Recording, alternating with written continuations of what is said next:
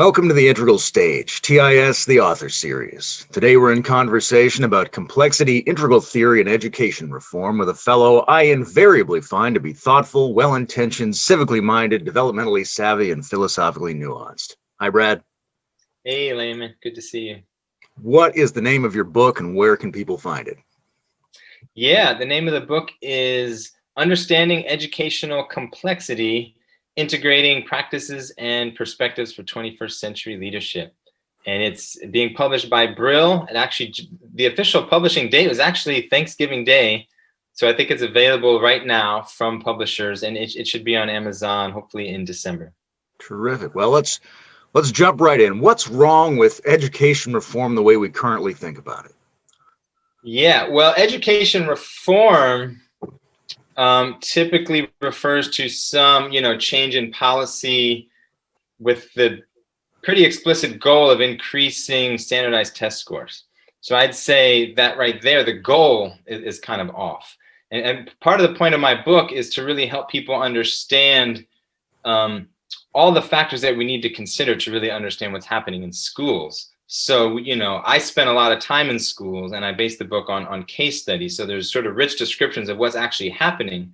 But then my reflection on that is realizing you can't actually understand what's happening in schools if you don't understand policy and ed reform and these bigger influences that are influencing these actors and these principals and these teachers.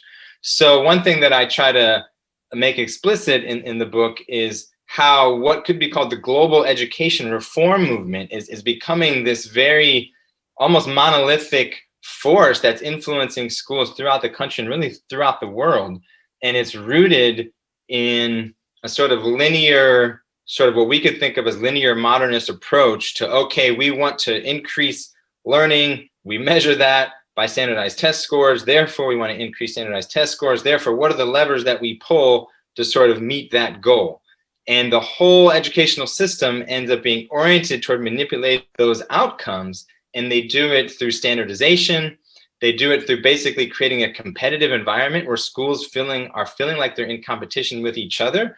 So education reform is creating this competitive, really standardized, really sort of back to basics in many ways environment, which is actually antithetical to the educational process. If we actually looked at what would really be involved in creating an ideal learning environment for a child, it certainly wouldn't be one where competition and standardization are central features. So we're stuck in this really unfortunate, sort of tragic situation where education reform has kind of become like an iatrogenic disease. It's sort of like a problem where the attempt to solve the problem is actually worse than the original problem and just makes things worse.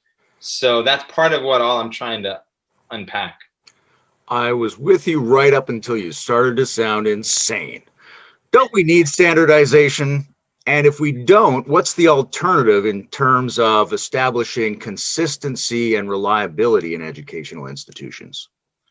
Yeah, fair question. Yeah, I'd say standardization is probably the biggest problem in education. And I think we have to take it from the scale of, education, public education, the global education reform movement.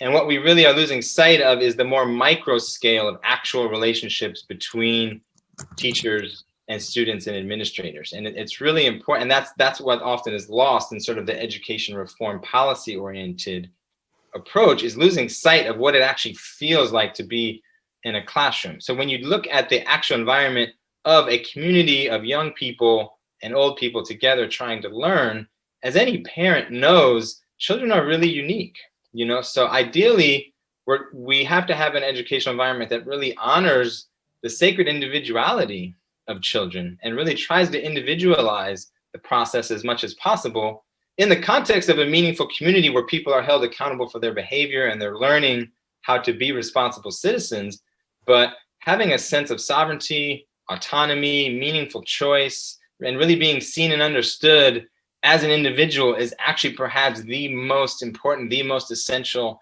aspect of a healthy learning environment. And that's what gets lost when we focus on standardization and when we focus on quantified outcomes and when we define educational value in terms of quantified standardized outcomes.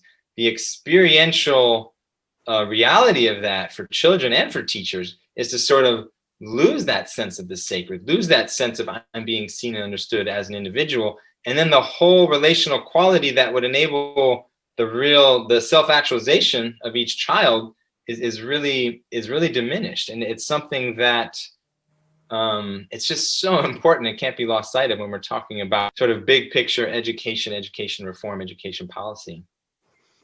So you think adequate social dynamics can largely take the place of standardized quantified metrics for how someone's doing in their educational process. What does it take from a teacher in order to be able to fill that role, in order to be able to understand where someone's at and what they need, and to be able to communicate that to other people who might need to know where that person's at? Yeah, no, that's a good question too, because it gets to the point of how do you scale to, like, how do we actually, who teaches the teachers, right? And that is a crucial point. And I think that there's no simple answer to that, but having the resources available to actually create and establish and foster and nurture educational communities is at least how we should be thinking about it. So for instance, as a school leader, for me, having the freedom and the resources to really also see my teachers as sacred individuals and work with them individually and see what their growing trajectory is also crucial to the process. So, and there are sort of fractal principles that we can apply at every level. So the relationship between the teacher and the student is one where the teacher is holding the space. It's not a flat egalitarian relationship, right? There's an elder and there are young people, and yet the young people need to feel autonomy. They need to have meaningful choice. They need to be able to follow their interests, right? And that's part of the environment that the teacher's trying to shape. And there's a very similar principle that is important for school leaders to be able to hold. School leaders have to be able to see teachers as individuals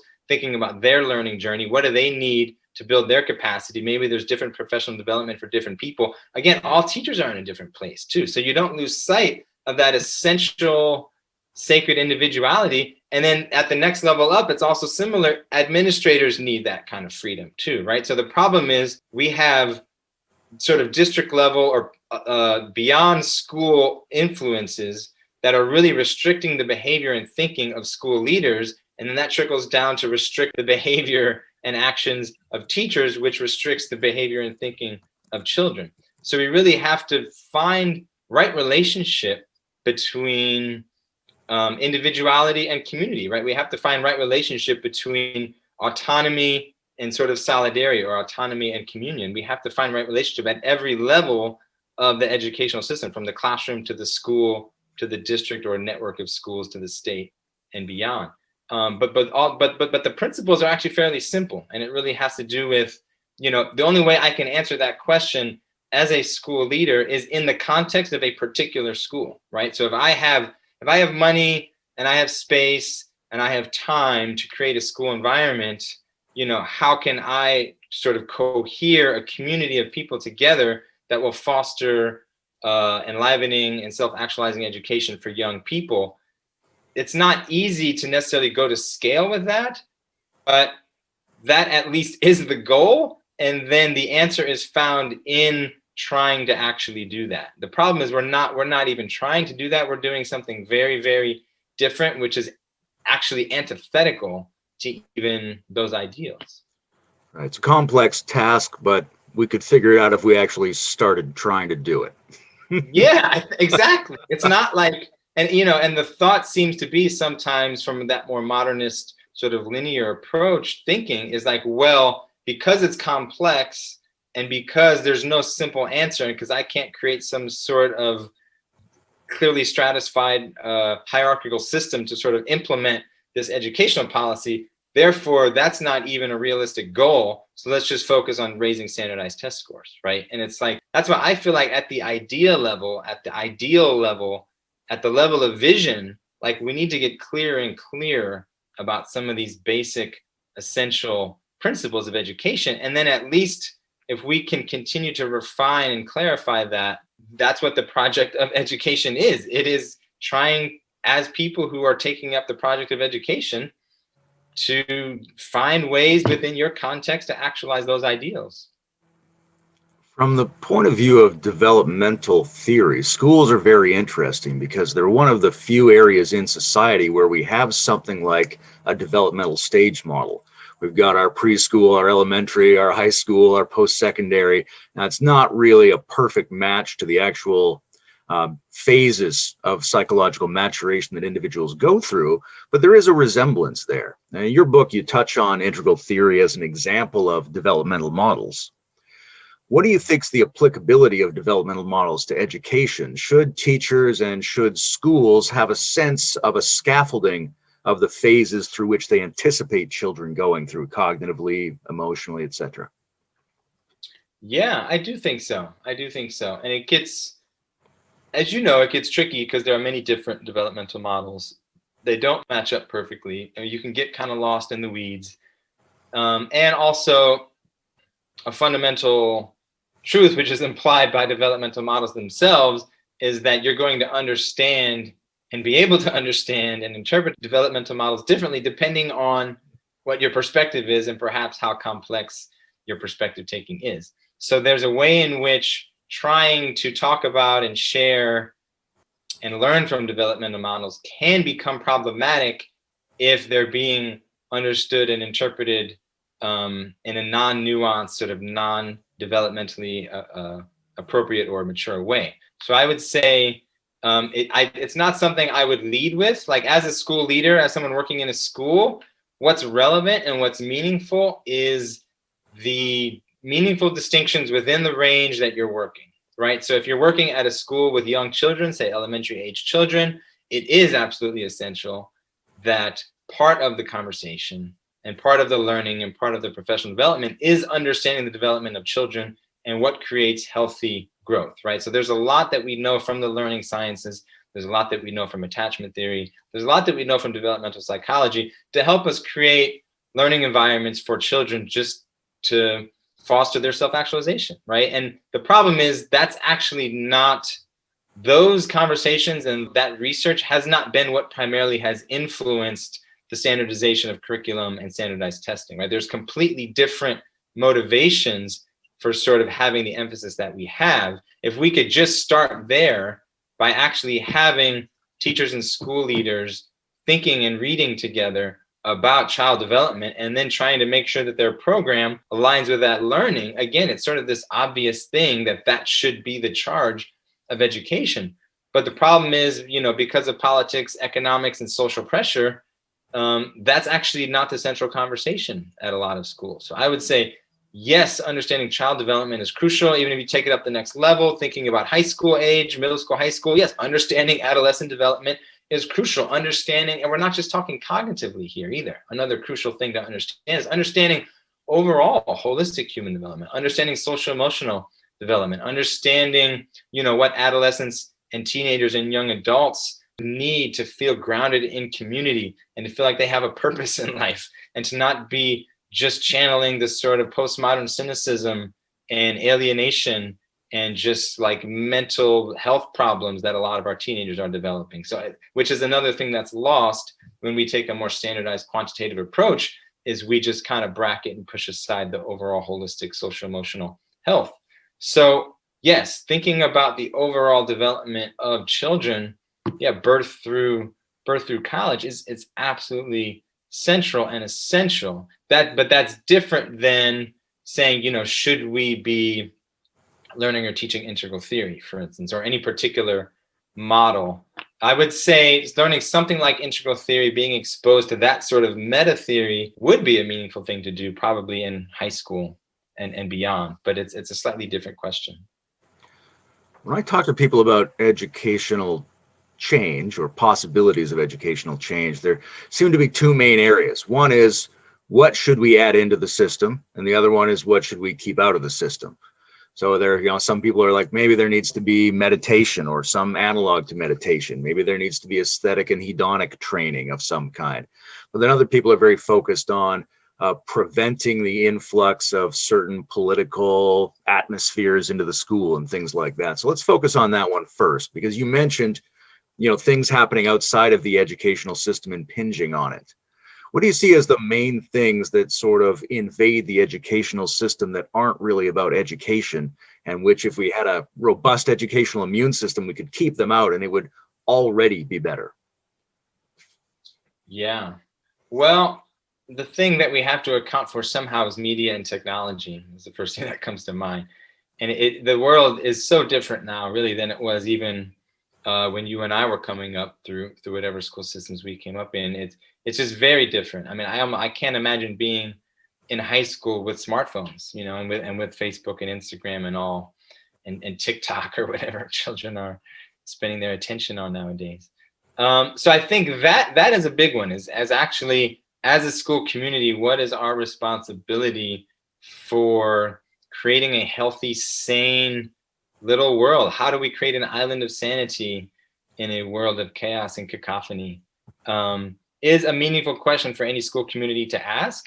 And I think being in conversation with parents, and that's another thing too, is actually acknowledging that a school community is a community of families, right? And it's not just this, again, getting out of the sort of modern industrial age notion of education as though it's this almost this like learning factory, or it's this separate thing where children go and they learn stuff while the parents like work and make money, and then the children are learning stuff so that they can then get a job and make money. Like that sort of background logic of the whole system kind of has to mature as well, where we really are updating our operating system in terms of thinking about what is the purpose, what are the relationships, how are families engaged?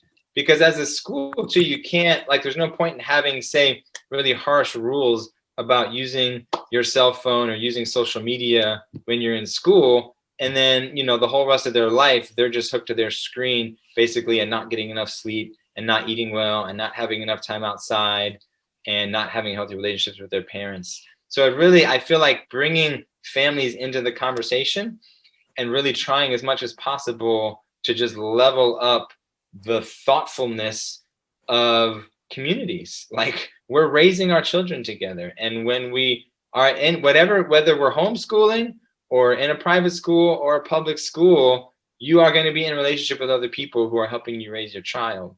And just having the focus be on having meaningful conversations with parents and with teachers to help, again, just level up and mature and develop the complexity of those conversations, I think, is a way to sort of hold our children in a more mature and uplifted environment where we're actually making decisions and discernments about what's healthy and appropriate in regard to cell phone use, technology use, social media use, and then thinking about and interpreting with them, helping children interpret the messages that they're getting. I mean, again, the psychological impact of growing up as an adolescent teenager, let's say, in the era of the Trump presidency. I mean, it's something to really pause and consider. I think, as adults who are taking in a lot of information, and we already have pretty sophisticated or mature frameworks for interpreting our social reality and the chaos of living in a post-truth world with a national leader who just lies perpetually.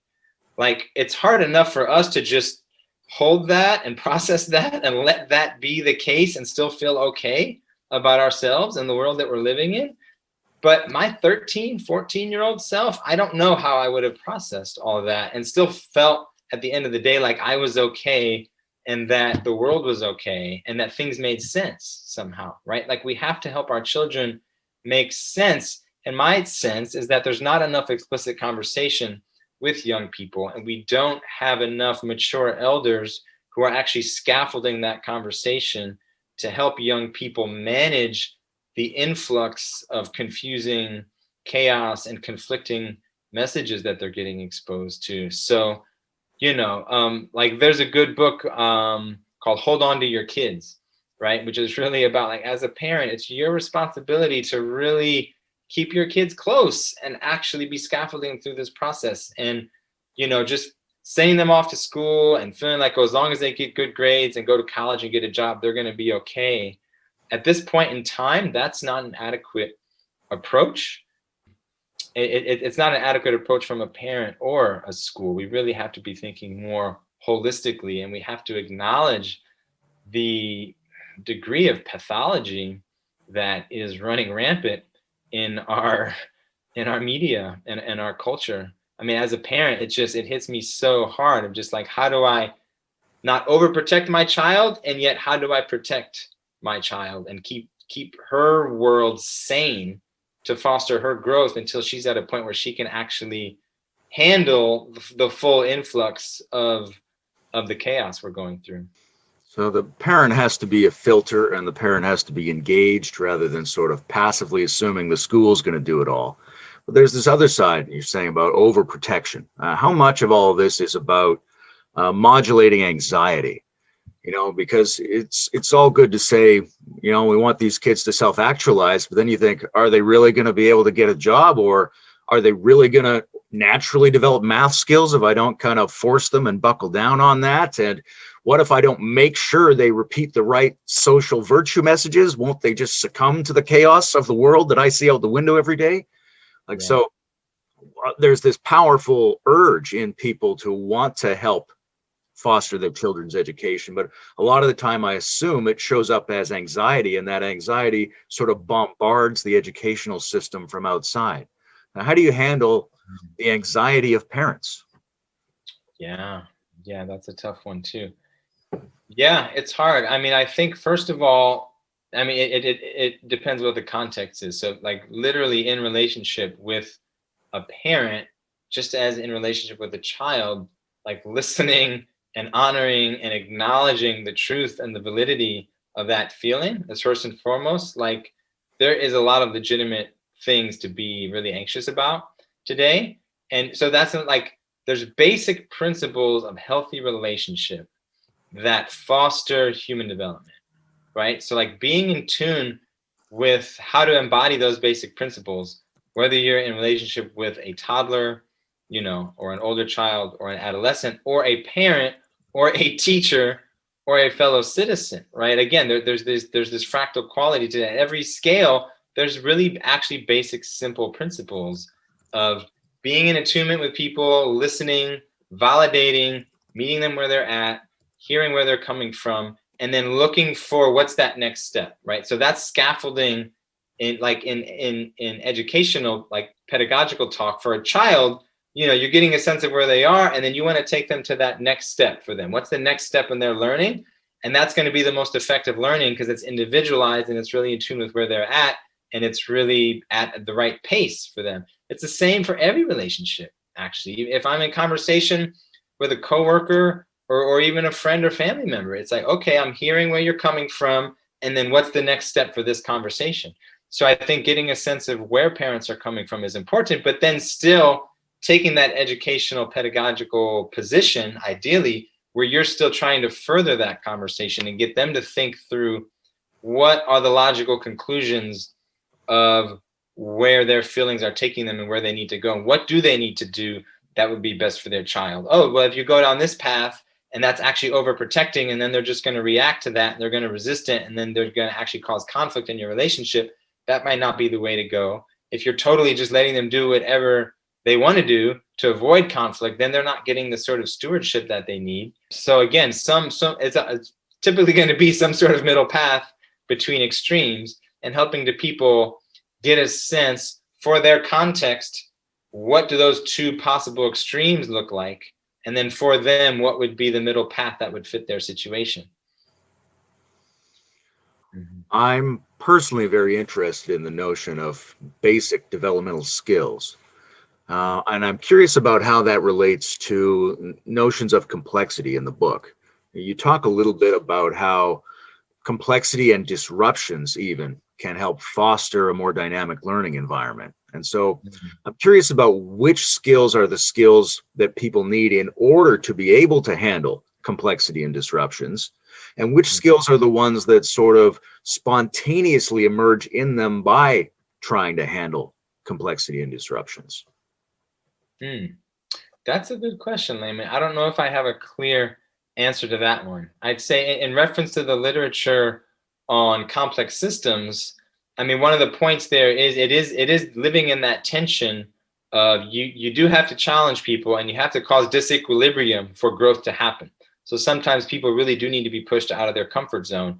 And there's this tension in looking at ed reform in regard to maintaining the status quo.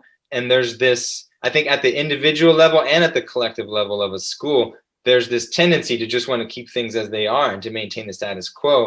And part of effective leadership is sometimes creating disequilibrium and creating a chance for change. But then part of the lesson of complex systems is you can't always predict how that's going to go, right? Like, you actually, one of the problems is coming in with a linear idea of the policy you're going to implement and then what needs to happen. But what actually happens is a lot of different people are reacting to what you're doing in a lot of different ways.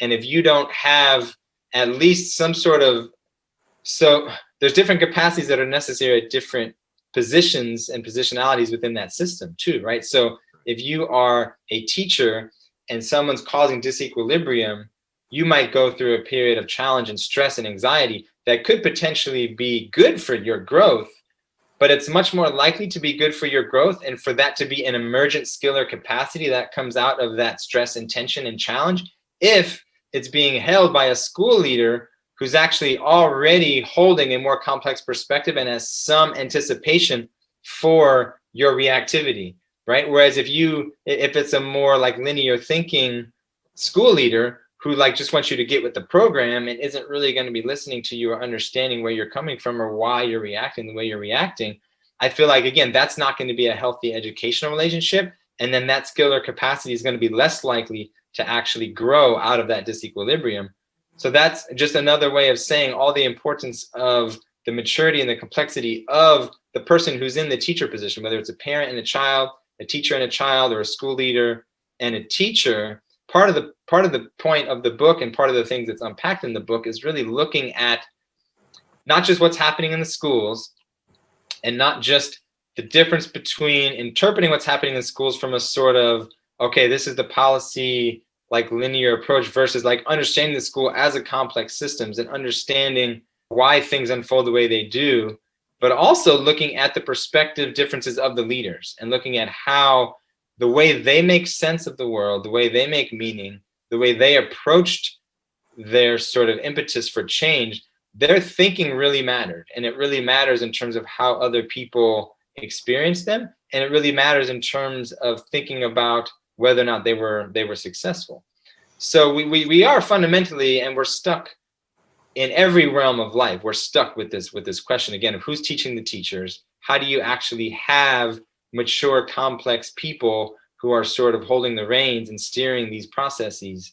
And if we don't have enough people with that capacity, we are in trouble. You know, we are facing a capacity and capabilities crisis. That I'd say, you know, that's one aspect of the meta crisis that we're in, is a capacity and capabilities crisis. And that's part of the educational answer, is that it is focused on up-leveling capacity and capability. So at least to be recognizing that and trying to level up, again, it's part of the intention.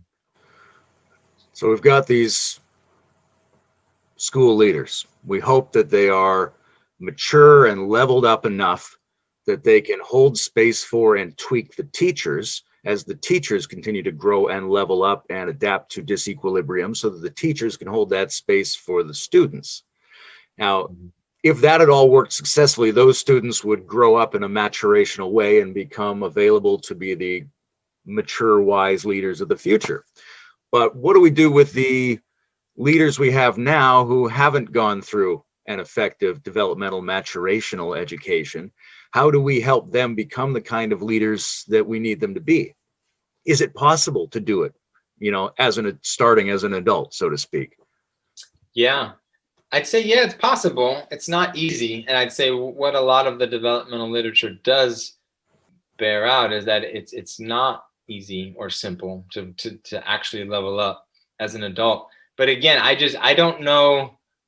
I feel like if we have a choice between acknowledging these problems and actually trying to describe them and clarify them, and then think about next steps in any particular context, that is the way. Like, that is the only way that I see. Whereas just not acknowledging them, not seeing them, and doing a bunch of other stuff that's really counterproductive, which is what's happening, is part of the problem, right? So just owning that as a legitimate, real problem, I'd say is the first step. Sort of like when you're stuck in an unhealthy pattern or an addiction of some kind, like acknowledging the problem and really owning up to it and facing it is key. So I'd say like we need to face that problem, but then that allows us to, okay, whoever's working on this, whoever's interested in education, whoever's actually has positions of power, whether it be at the district level or at the political level and policy making level, the more that those actual people who have more power, it's also a smaller number of people, being able to identify these kinds of problems and being able to put the whole situation in this developmental context, I think is maybe the first step. Like it's a really important thing. So then we can start to have those conversations and we can start to find answers. We can start to think about, okay, then if this is the context and if this is the sort of trajectory and if these are the capacities that we actually need our leaders to have, then what would be the professional development possible for them? What programs, what teachers and teachings, what readings are available for the school leaders in my district to go to, right? And then we can start thinking about actual concrete, okay, maybe they should read this. Maybe we should instead of focusing on sort of, one thing that's happening in education is actually taking a lot of sort of management 101 thinking from the business world and trying to input it into schools. So actually teaching school leaders to be like CEOs is actually a big movement in education reform right now. So I'd say, again, like that's what's not to do. Like a lot of what's happening is just making the problem worse. We're actually trying to force people who are educators who have become school leaders to act more like business CEOs, because the thinking is that that will help get better outcomes in schools, just like it might help better like increase profits in business, right? And that's just the exactly wrong model. So if we could shift from that to actually thinking more about the problem that you raised, thinking more about, if what we need is not CEOs who are trying to maximize profit, because that's not what we need. If what we need is actually holistic leaders who are attuned to the relationships of their staff in a way that's going to foster the development of all of those individuals, it's just a different conversation. It's going to lead you to different books. It's going to lead you to different workshops. It's going to lead you to different people who can help you answer the question, right? And there are people and books and programs out there that would be much better than the kind of training that school leaders are currently getting. Yeah, I think that's an excellent point about the possibility of outsourcing a lot of the answers if we can ask the right questions and clarify the problem. Because, if we say to ourselves, this school needs to be able to provide education in calculus, the school itself doesn't have to invent calculus, right? Once it's asked that question, it can go and find someone who understands calculus and has written a useful textbook about it or something like that. So it's already the habit of educational systems to get their answers outside of themselves once they've asked the question. Yeah, that definitely. And clarifying the question is the key. And just even that changes the way we're thinking about things. So reframing problems until we find the frame that is actually most conducive to finding the answer that's going to actually foster human development. Like that's what the educational process should be all about. You talked about there already being a number of good books and approaches and thinkers on this subject. So who do you like? What books have you really drawn a lot from? What sort of courses maybe have informed your thinking on the subject? And who are your, intellectual heroes in the field of education? Yeah, good question. So there's a couple different parts to that. And the different parts I try to bring into the book. So part of the thing I'm trying to show in the book is that, again, like understanding schools as complex systems is one piece.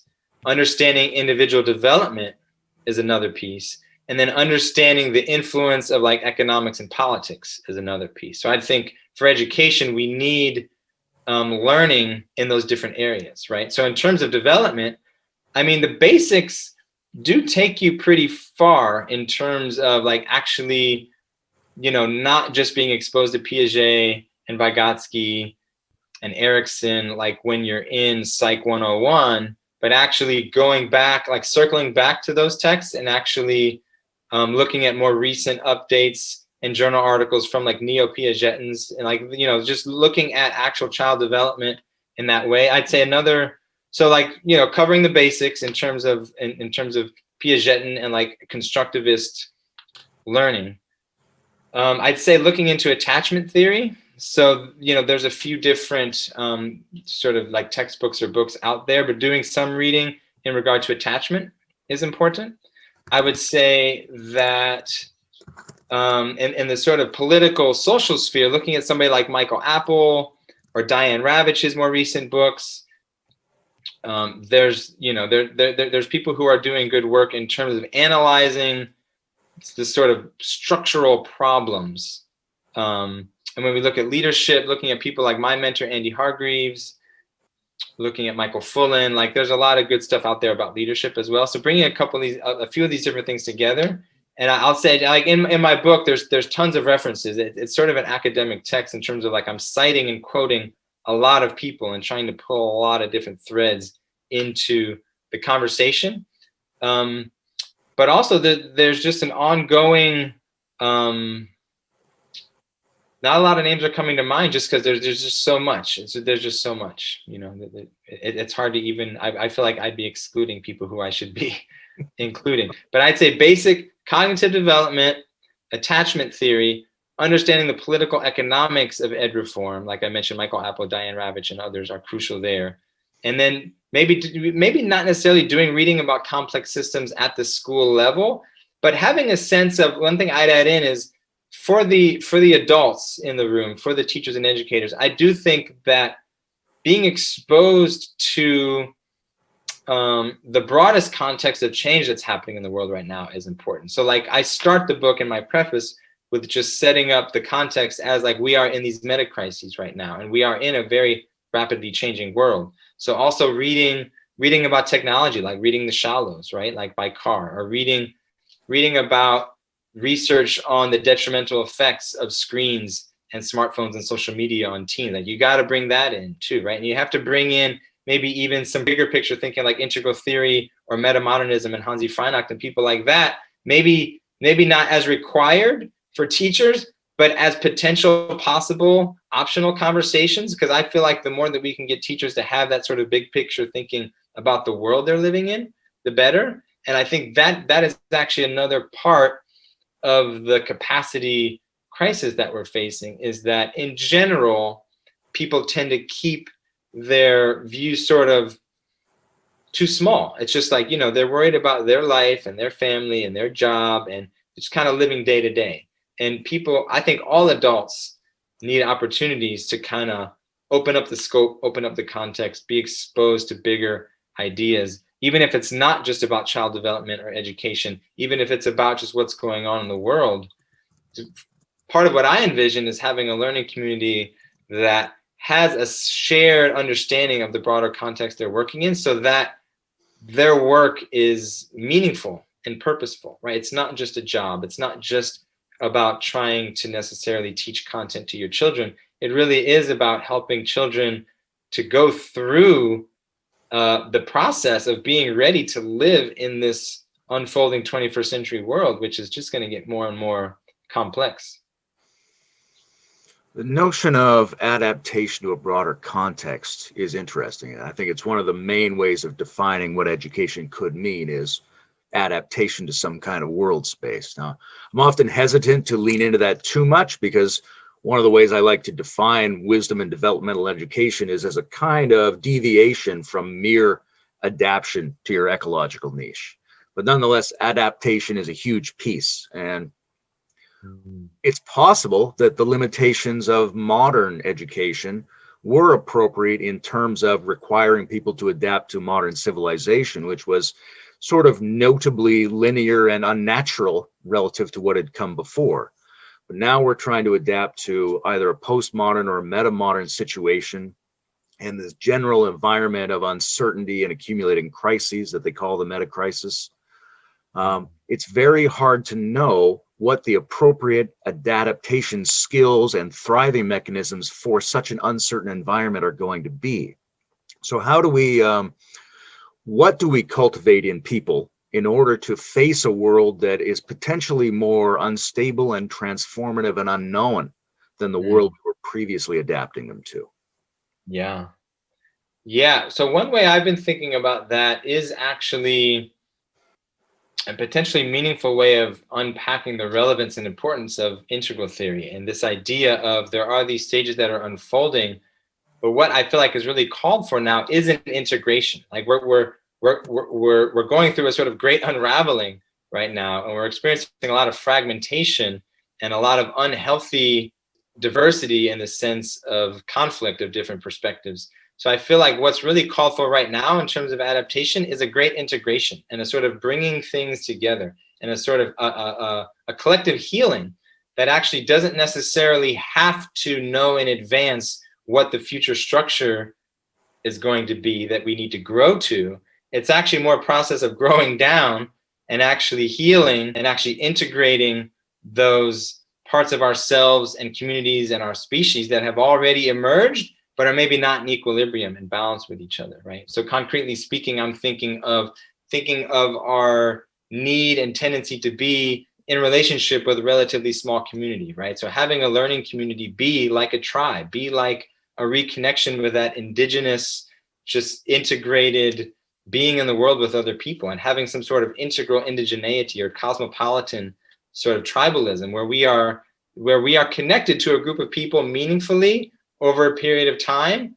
And I feel like that's something that a lot of us are missing right now. There's a lot of alienation and isolation and loneliness, and healing there requires being in community, right? So another aspect that's if we think historically in terms of what's unfolded for our species, right? From that context, we grew into a context of much larger groups where we needed sort of beliefs and like ideologies and sort of like things that sort of hold us together. Now, those are often held together in context of violence and in-group, out-group dynamics, but we still need some basic sense of like, what's our collective vision? Like, what's our collective imaginary? What are our ideals and values that are holding us together? Maybe even beyond this small school group that's our healthy community, we also are connected to a network of other schools. We're connected to a globe of schools. We're connected to a globe of other people who are also trying to raise their children. What are the values and ideals that really hold us together, that give our life meaning and purpose and value? We might need to update those. They might not be the same as what emerged thousands of years ago, but we still have that essential need, right? So we need meaningful community. We need values and ideas that kind of hold us together with other communities.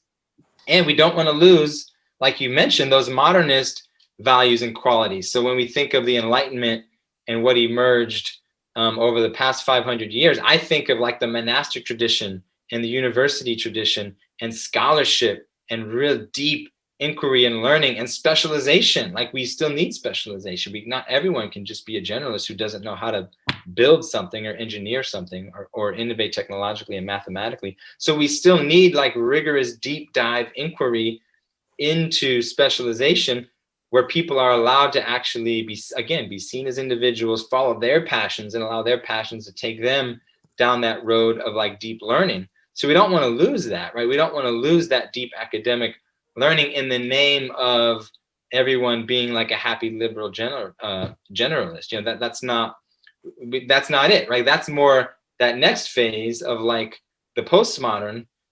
And what's coming in there is like, okay, all these things have to be integrated. There has to be some healthy balance of unity and diversity. There has to be some sense of equity. Whereas though, even if you're a mathematician and you're an artist and you're a generalist philosopher, like, how is there actually social and economic equity among these different people, and not have things be so unbalanced in terms of remuneration versus like what you happen to be doing with your life, right? So I feel like the next stage, I think, is finding new forms of equity and integration, where we're actually bringing these things together and we're creating social structures where there's not actually an incentivization to pursue a particular path because it's incentivized and you're going to make, say, money.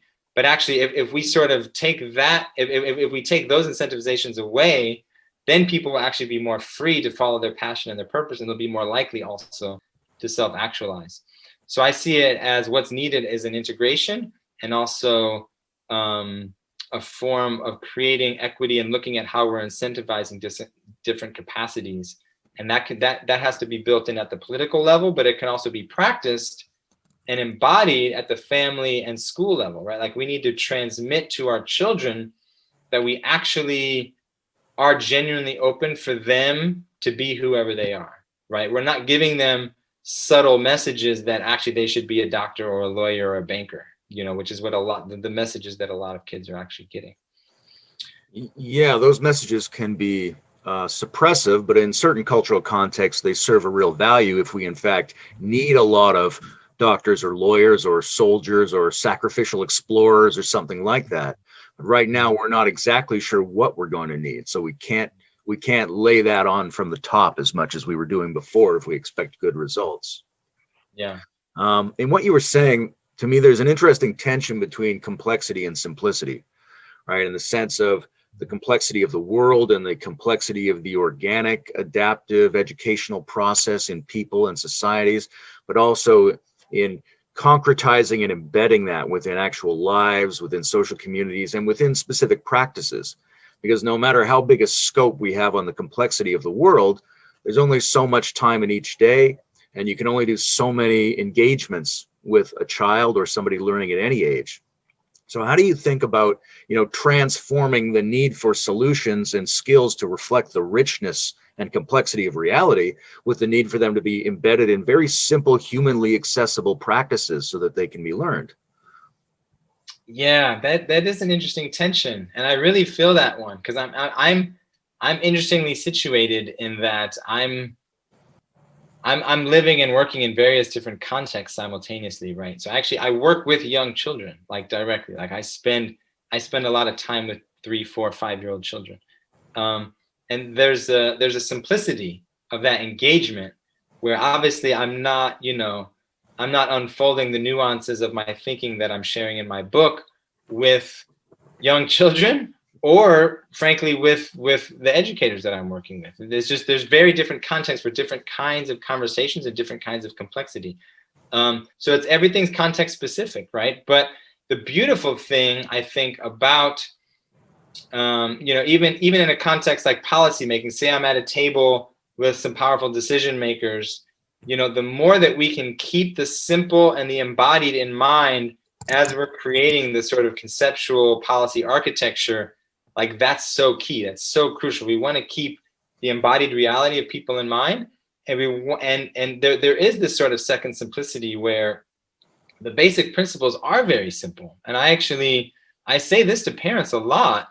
And one thing that I think is really true is that simpler is often better. And we often, in education, it's often, there's this program and there's this program, and there's just this endless stream of content and possibilities in terms of what we can teach. And we can definitely drive ourselves crazy thinking too much about what to do and not being grounded in the simplicity of embodiment of relationship. So I feel like there are very sophisticated, mature, complex ways of explaining why relationship is important. And, there's various streams we can unpack in terms of the development of humanity, in terms of the pathologies of society, and sort of why healing and like collective trauma and like what's required for healing. Like there's many different frames we can use to explain. But what it comes down to is that embodied simplicity of just being present with people. And that really is what it's all about. If you are present and available and actually present, like just fully present for people who you are in relationship to, everything else will get figured out. I honestly think that, because I experience the lack of that basically. And I see that it's people's inability to just sit with the questions, to be problem seeking, like to actually think about what the problems are and think together for solutions. We're not actually cultivating people's ability to do that. And having a more process oriented view is a big part of the answer. So another reason why things get too complicated and complex is because there's all these proposed solutions, right? But if we focus more on basic principles of process that can be applied in different contexts, then we don't need to be thinking ahead of time about solutions. We don't need to know solutions ahead of time. We actually need to be focused on process, and attention to process leads to better outcomes, whereas attention to outcomes tends to disrupt process, right, and lead to worse outcomes. So it really is simple. Like it really is about, and then we can, but then another tangent of that is like, well, then how do we cultivate presence, right? So then and then do we have to layer that in terms of our curriculum?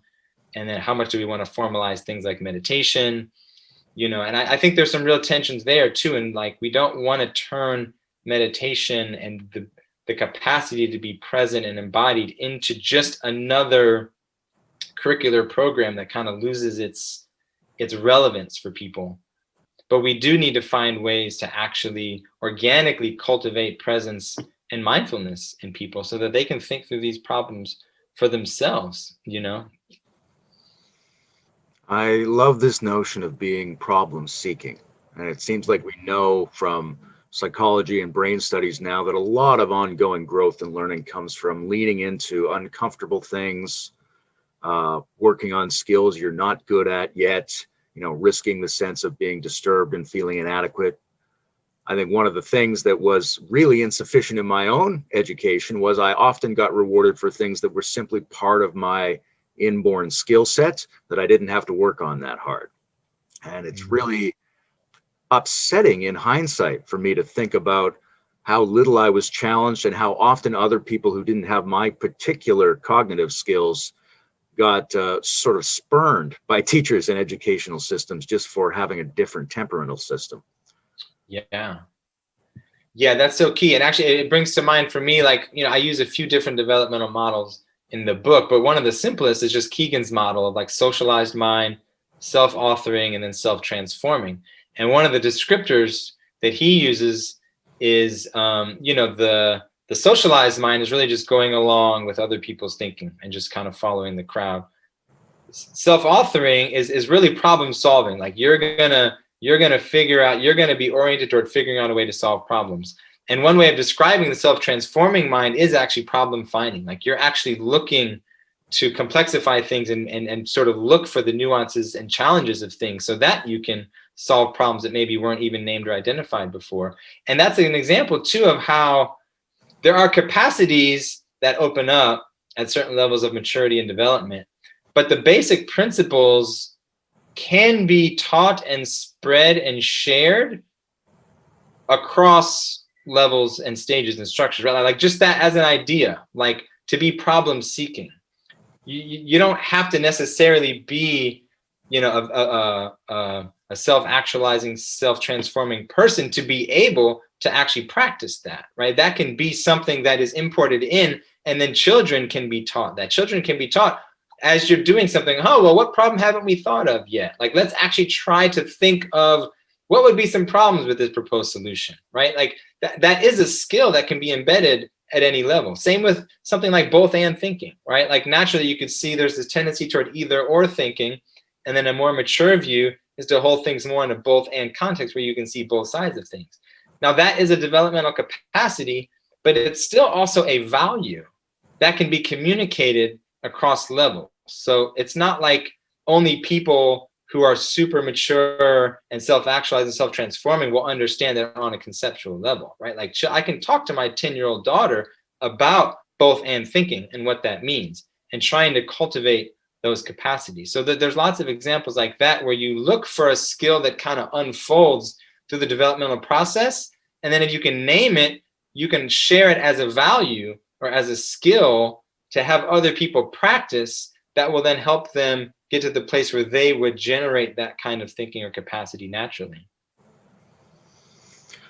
I've got a question around time scales. I haven't clearly formulated it. So let me just tell you the two things that are in my mind that are connected to this question. One is what we see with our kids here, which is when you help them with a skill or a piece of knowledge, it's uncertain how long it will take for that to become a part of them, or whether it will or not. So you might work with them for a while on something and it never seems like it goes in. So you could not at that point apply a metric and say this is working. But when their mind undergoes its next revolution, they sort of become the next iteration of the kid that they are. Suddenly some of those things you were teaching or showing them show up. And now they know how to do this and like this. And they almost don't remember the earlier phase. They just think they've always been like that. But it seems like we don't know exactly when to check to see if something has been installed. And then the other thing, the other side, I was thinking about how much I personally would have liked to have spent more time at the simplest levels of the knowledge systems. You know, when I look at higher mathematics, I think, wow, if I'd only gotten to spend a couple more years on simple Pythagorean and Euclidean things, if I'd only gotten to do it for a couple of years with circles in the dirt and stones, like they were doing, the inventors of mathematics before we had paper or calculators, then man, how rich would my undergirding of advanced mathematics be? But do we have time? Do we have time for me as a kid to spend 5 years working with stones in Greek math before I really feel like I'm ready for algebra or something like that? So Yeah. those are both time scale problems. And what's your feeling response to all that? Yeah, a lot actually. I'll see if there's several different threads to follow there. I'll see if I can remember some of them. I mean, there's something essential there just about, again, honoring individuals and their process.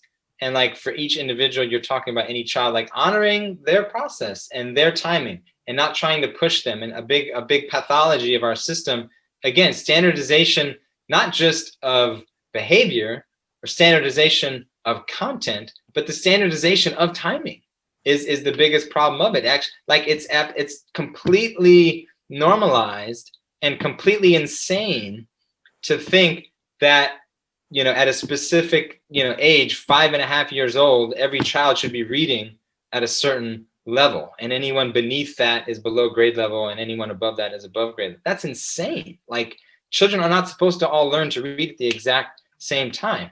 And standardizing the timing of the unfolding, it's a serious problem, because I think children feel that so deeply. Like every child who's not yet reading when the state has said they should be, on some level, is getting a message that they're either stupid or dumb or not smart or not a good reader. That's affecting their self-concept. It's affecting how they think about themselves. It's affecting their whole future trajectory as a learner. And it's a completely unnecessary and unhelpful message for them to get, because it's false.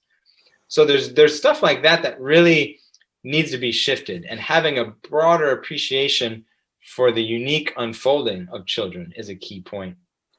Another too is just how we are teaching that on so many different levels. Like the seeds that we're planting. If we can honor the process, and if we know that we are in touch with the basic principles of teaching and learning and human development, we can trust the process more the better we understand it. And then we don't have to be anxious about the short-term outcomes, right? And we can trust that when we're planting those seeds, there is at least the chance that they will come to fruition later if the conditions are right for that individual. But I think having a deeper trust in process and knowing that through right relationship, like we're doing what we need to do, and then to some degree having the maturity to not micromanage outcomes and to let kids be who they are, to let people be who they are. If you have 10 different children in a classroom or a family or whatever, and you as an educator or a parent are planting similar seeds for all of them, they're all going to flower differently. Not only at different timings, but some will just take it totally in the direction maybe that you conceived, and others just won't, because they're different. So just like having the maturity to accept that. And then another thing that came to mind too is just, and then that is not always explicit. Like even the seeds that we're planting don't have to be explicit. It's not like your point about math, I think, is important. So part of the maturity of understanding and respecting the educational process, part of the maturity of understanding and respecting individuality is actually slowing down and having more time for the basics. And I think you're actually right on. We should be giving more time for the basics and the fundamentals, and making sure that there's really deep understanding, and not, again, because of the timing of standardized pressure, we kind of move kids along and we push them through because we just want them to get farther and farther, thinking farther is better. And it's absolutely not the case. But also, so explicit things like that, like slowing down explicitly how we teach mathematics is one thing, but also realizing that the seeds that we're planting are largely nonverbal, right? Most of our communication is not explicit, it's implicit. And we're teaching children how to be humans in the world. So the degree to which we actually are mature and are able to slow down ourselves and are able to actually have a healthy relationship to life ourselves as adults, we're modeling so much. Like we are transmitting how to be a being in the world to our children. And if our teachers are not healthy, if our parents are not healthy, if we're not feeling stable and grounded and able to slow down ourselves, then we're going to be planting the seeds of like hyperactivity and attention disorder and like stress and anxiety, even if we're not trying to, even if we could be explicitly trying to slow down the teaching of math and still be implicitly teaching how to be stressed out and anxious and like with like short attention span and like on your phone all the time. So we've got to realize that most education happens through osmosis, frankly. Like we are transmitting a lot of information and our children are taking in a lot of information through all of their senses and those that we don't even understand or have names for. And to really honor and respect that is a big part of the puzzle. That makes me curious about the osmosis learning potential of access to complex knowledge that's beyond a child's skill level. Because on the one hand, I know we're not spending enough time on the basics to really emotionally and psychologically and humanly anchor interest in developing higher knowledge, so that when most people go to higher grades, they end up feeling nothing about the topics they're studying. But on the other hand, there's this sense that we really almost commercially target children and go, this is for 3 to 5s. And then you have to buy the one for the 5 to 7s, because you don't ever want them to encounter something that's too advanced for their little slice. Yeah. But at the same time, what I heard in school was that under Charlemagne, reading was taught to the children of the nobles again, but really all they had were the Bible and the Greek myths, which are very rich topics. They aren't Dick and Jane went to the park. So those children were being taught to read something where the understanding was they're not really going to understand it. They're just going to be exposed to complex material and maybe get little bits of it. And I have friends who say to me, what should I read to my kids? And main thing I say is read something you actually like, so it's worthwhile time and they pick that up. But, my own friend says what he wants to read is Dune to his kids, and she's 5. And I'm like, that's okay. It's okay for her to not follow everything in what you're saying. Yeah. Because I think there is this osmosis dimension, both with people, but also with zones of information. It can be really rich, because when they go outside, nature is extremely rich and they're built to adapt to that. Yeah. That's a really rich question. There's a few different ways I want to approach it, actually, because there's a tension between the sort of unhealthy ways in which some children are being pushed too much for the wrong reasons, and then a potentially healthy response to that and wanting to slow down, like you said. So actually, like one way to look at this is through play. Like play is really important and essential, and young children especially, thinking all the way up through elementary age, they should have free time for unstructured play. Like children need to be in the world of imagination and make-believe. They need to have autonomy and control over some of their relationships and their actions. They don't need to be hyper-structured. So they need sort of freedom, right? So that's one tension. And I think there's a healthy move toward more freedom and less structure and less confinement. But that can also be conflated with the structure and confinement being associated with academics and really doing rigorous, difficult work. And then the tendency to move more toward free play and autonomy and maybe unschooling, that can kind of bleed into, more hands-off approach, laissez-faire teaching and parenting, where maybe they're actually not getting exposed to rich mathematics or rich literature or rich ideas. So we want to hold both of those. And so I feel like more play, more free time, more unstructured time, more freedom, and still, like you're saying, more exposure to rich, complex thought. And one interesting way to track this is actually looking at children's literature over time. I was really shocked to see, as a parent, the older texts, like even like The Secret Garden or the is it The Little Princess, or like Swiss Family Robinson, or even like Heidi, or like just like older texts for children, the language is much more sophisticated. Or actually, if you even read I'm blanking on it, but even like texts like The Wizard of Oz, or like old famous stories, but the language, or like Kipling, like those stories, or The Jungle Book. Like older, the language is so much richer and more sophisticated, And children used to actually read at much higher levels in the past. And there's ways in which we've actually dumbed down children's literature.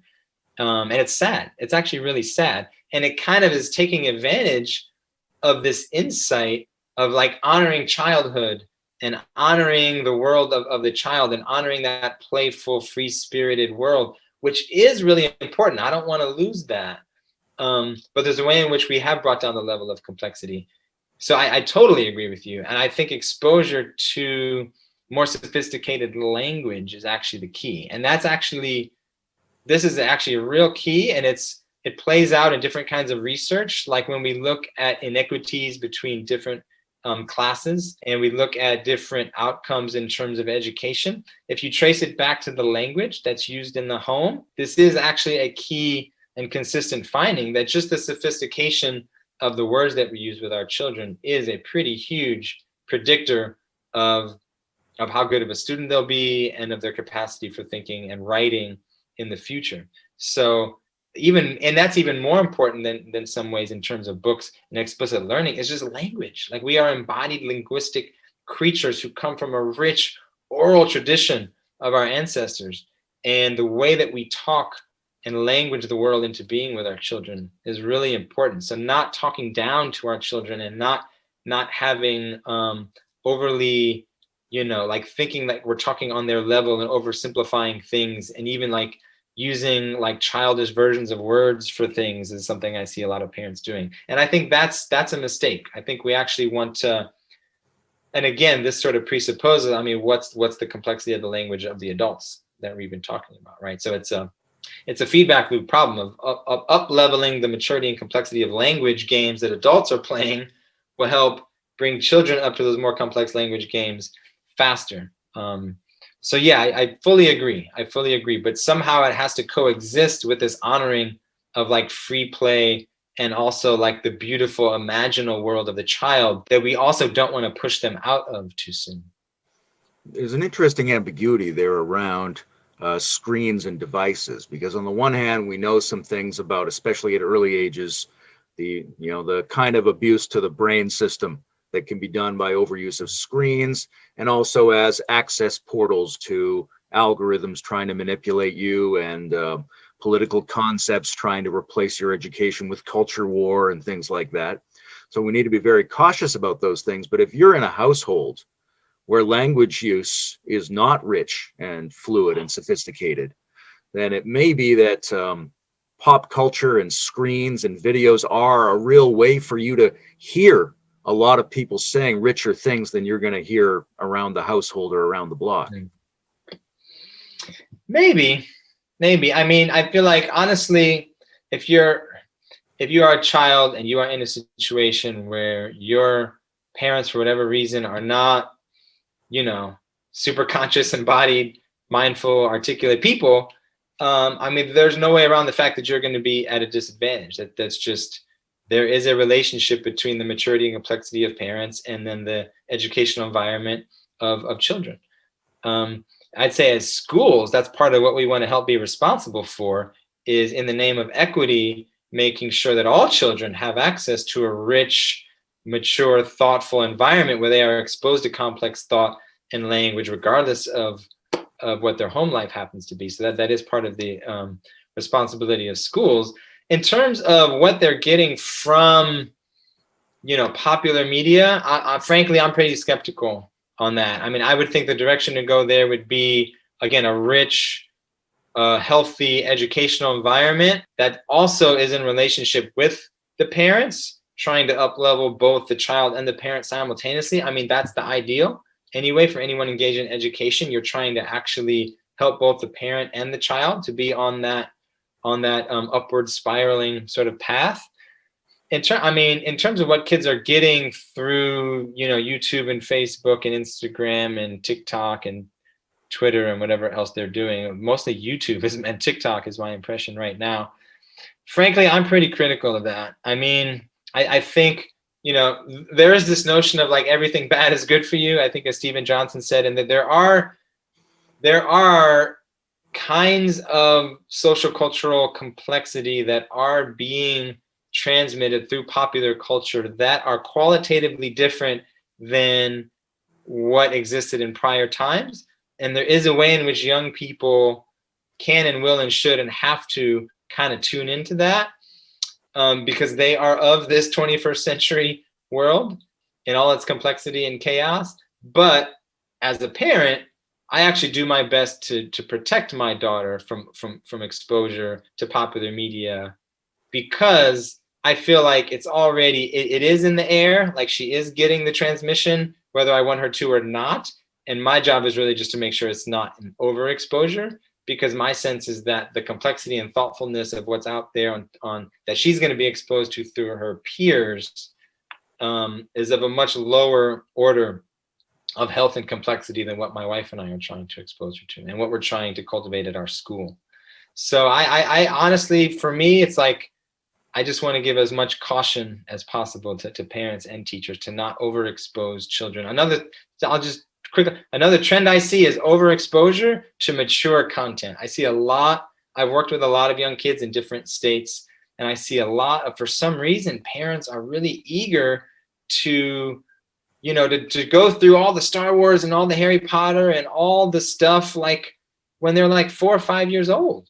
And to me, it just doesn't make sense. Like, so there's a slowing down. I feel like up level the language, but slow down the exposure to media would be my hope. Yeah, that's nice. Let's talk a little bit about the relationship between knowledge and understanding. Lately, I've heard Elon Musk talking up a big game about manufacturing, about how manufacturing is superior to having a good idea. It's much harder and has much more real effect in the world. And what I hear him saying is the concept isn't enough. We've overvalued conceptual information in a kind of superficial way that's cut us off from embodiment and manifestation.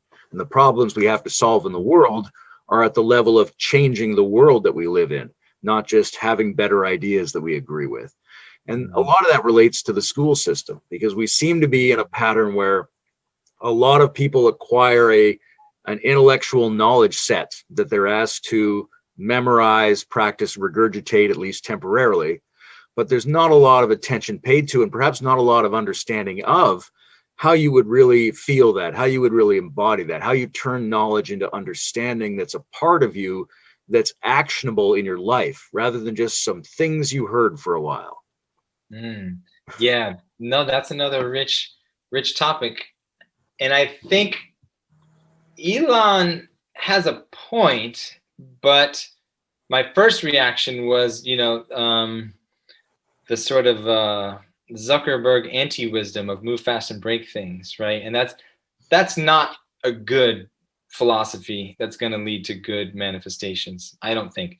So there needs to be some, the importance of creation and actualization and concrete reality and applicability and relevance, like all of that is in maybe what Elon's saying, but still ideally there's some wisdom, there's some insight, there is some coherence around the intentionality of that creation, right? Because there's always going to be, all manifestation is going to be some sort of subjectivity or awareness or consciousness that's actually in relationship with that manifestation. So it's not an either or, obviously. I mean, the intention and the wisdom of the creators is crucial and of the utmost importance. And in terms of what was the second thread? The last thing you just said was super interesting too. I got lost on the Elon. Yeah, it was more about how you turn knowledge into. Oh yeah. Body, right? So what comes to mind? So different kinds of knowledge, right? And actually, to borrow from John Vervaeke here, I think it's a really crucial point to point out the difference between propositional knowledge, procedural knowledge, participatory knowledge, and perspectival knowledge, right? And in particular, the way that we have reduced the complexity of learning is by reducing it to some sense of propositional knowledge and thinking of knowledge as propositional knowledge, meaning just some set of facts, like information, the sort of input, what Freire called the banking model of education, where you're just depositing into the brain banks of students, right? And so that's been kind of the de facto default sort of philosophy of what education is. It's learning content. But that's just one kind of knowledge, and it is very limited. So I think what we want to actually acknowledge more and make more explicit and aim toward developing more is participatory knowledge and procedural knowledge, right? So procedural knowledge is learning how to do things, like the procedure of learning how to make something is procedural knowledge. And that is a crucial part of the educational process, and not just in sort of vocational training, but in everything, like to the act of creating art or engineering or anything that is either individual or collective. Making things, procedural knowledge is crucial, and that's a little bit speaking to what Elon's talking about. Also participatory knowledge, right? Like how to be in a relationship with each other, how to collaborate, how to problem find and problem answer, and like just be in community and conversation and dialogues, right? So there's so much depth and richness to what we can learn and what we can know, whether it's learning, knowing, or understanding. The word doesn't matter so much as what it is we're really talking about. So I think those distinctions are very meaningful ones. And then when we're thinking of development, we're thinking more of perspectival knowing. Like, how do you actually know things from different vantage points? And to me, that speaks to fostering the overall development, which can't be done just by inputting more information.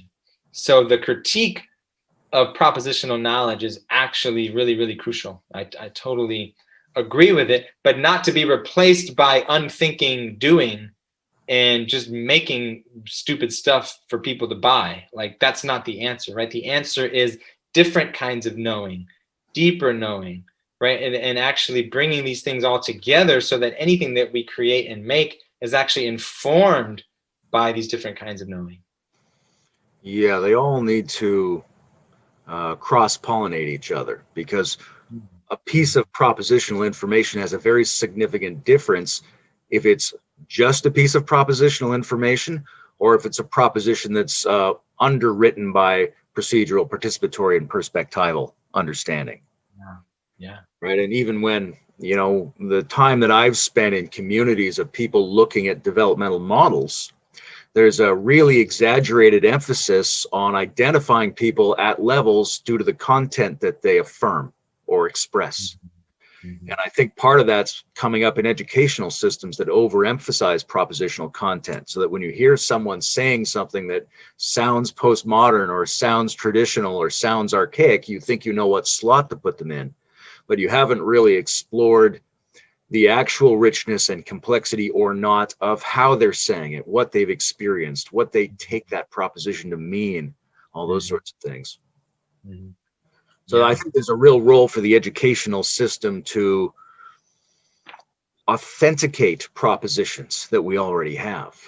Because if people are coming up and they don't know the meaning of the things they think they mean, then we have a huge uninspected problem, right? If we have, this is one of my critiques of current, let's say, modern education, is that a lot of it isn't done in modern ways, right? It's very easy to see how people would start to sympathize with creationism and flat earth models, which are sort of from a pre-modern form of cultural education, if the modern education they're getting is basically no better than an ethnic belief system.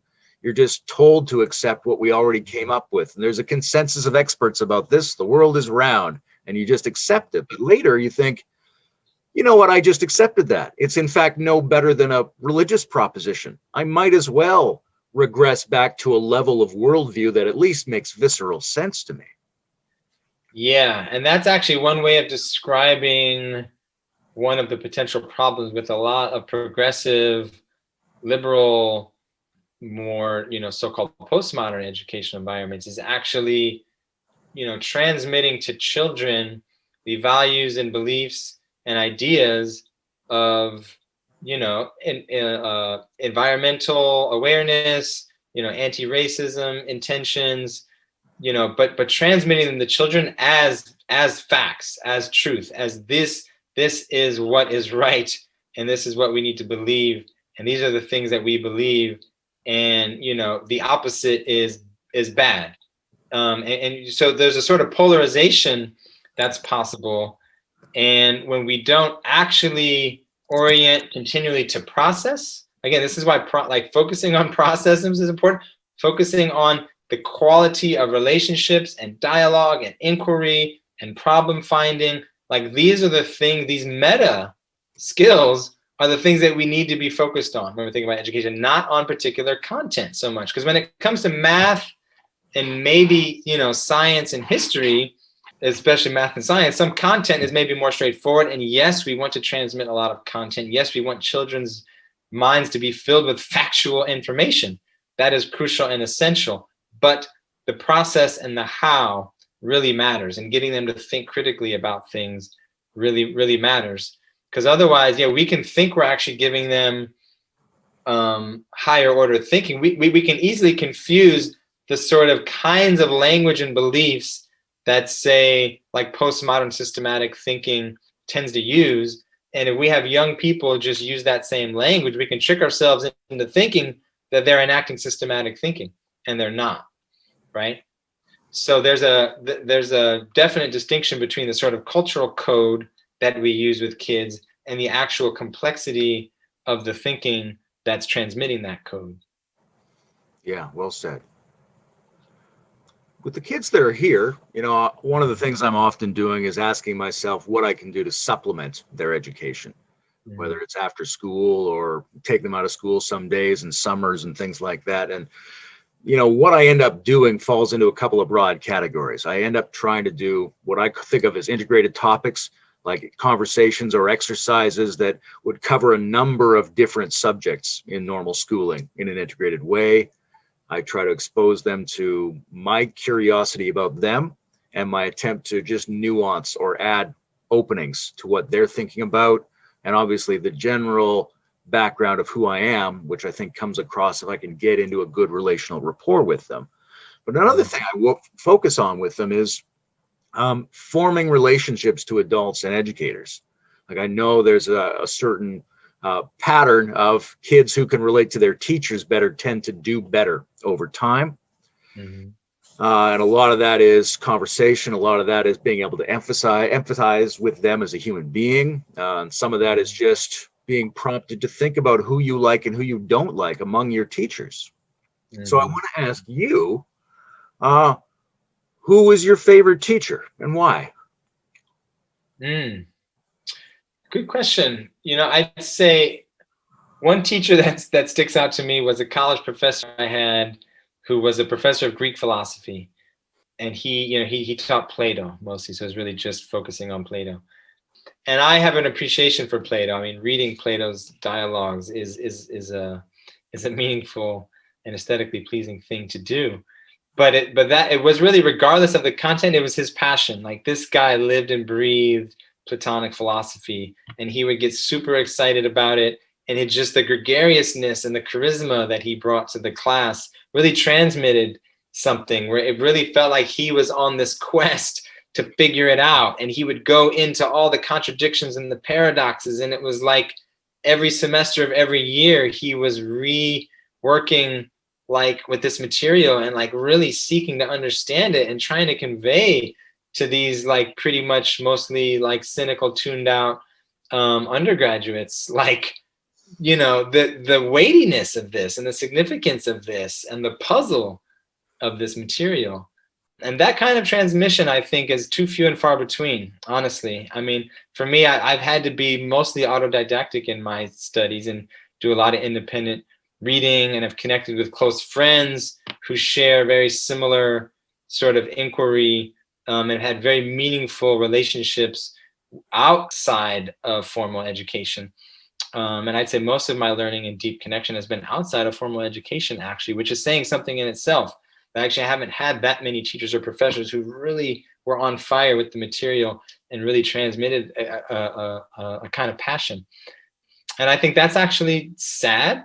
And I think it's actually partly because of some of the bureaucratic, institutional, cultural, social influences that are actually not healthy and not supporting the enlivening of the autonomy and individuality of teachers. Like we actually need to find a way to empower people in general, empower parents, empower teachers to find out what they're passionate about and really try to transmit that to the younger generation. And that was even coming up when you were talking about, trying to supplement too. It's sort of like, and you meant like find the things that you're interested in, like anything you're genuinely interested in, that's the best thing to teach about.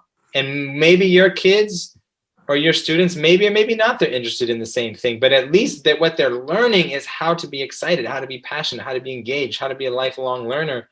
And those are the meta skills that we most want to teach, again, more than the content. So you're actually teaching how to be passionate about something, how to learn about something, and then they can either apply that to that same field, or they can maybe apply that to a different field.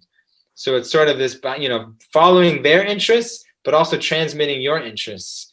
And again, it's like, it's so simple. Like, you don't need a curriculum. You don't need a way of teaching. It really is about tuning into these simple basics and like being in relationship around them. You really came alive in that answer. I like that. Maybe it's a good place to end.